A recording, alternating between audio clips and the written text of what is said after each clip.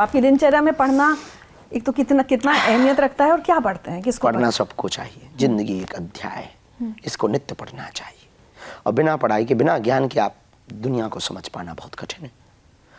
शिक्षा वो शेरनी का दूध है, जिसने भी पिया वो दहाड़ेगा जरूर। पढ़ते हैं, दार्शनिकों को भी पढ़ते हैं, महापुरुषों को भी पढ़ते, भक्तमाल चरित्र को पढ़ते, रामचरितमानस को पढ़ते, गीता जी को भी पढ़ते। कभी कभी हमारा सबसे ज़्यादा वर्तमान में जो प्रिय है वो है नेपोलियन हिल, अमेरिका का एक लेखक हुआ, उसको हम पढ़ते। क्यों पसंद है आप? हमें वो आदमी थोड़ा पागल लगा। अब वो आदमी पागल, क्योंकि एक तो वो जिंदगी का अध्याय उसने हमारे जैसा स्टार्ट किया, तो थोड़ा मिलता जुलता था। पागल था, उसके सपने बड़े ऊंचे थे।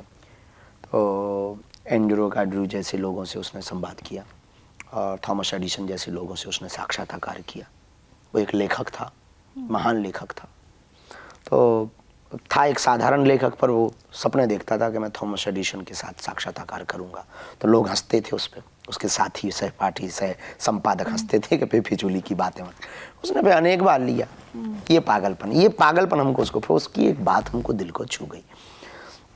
एक डायोजनीज हुआ, यूनान का दार्शनिक, वो हमको बहुत फक्कड़ लगा। उससे हमने फक्कड़पन सीखा, मजा आया।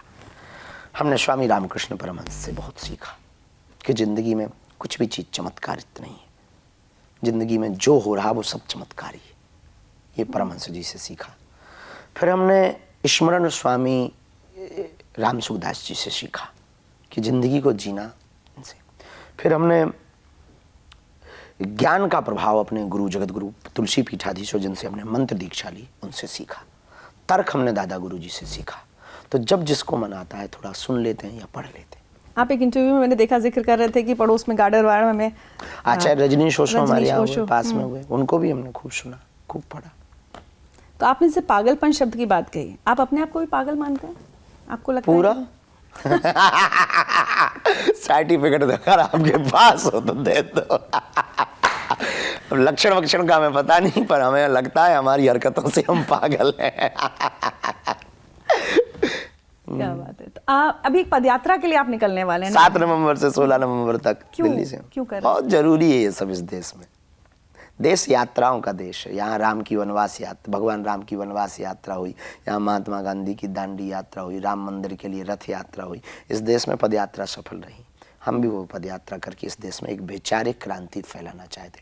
हम तलवारों की लड़ाई पर भरोसा नहीं करते, विचारों की लड़ाई पर भरोसा करते। तलवारों से सिर्फ तन कटता है, विचारों की लड़ाई से तो मन के कुविचार कट जाते हैं।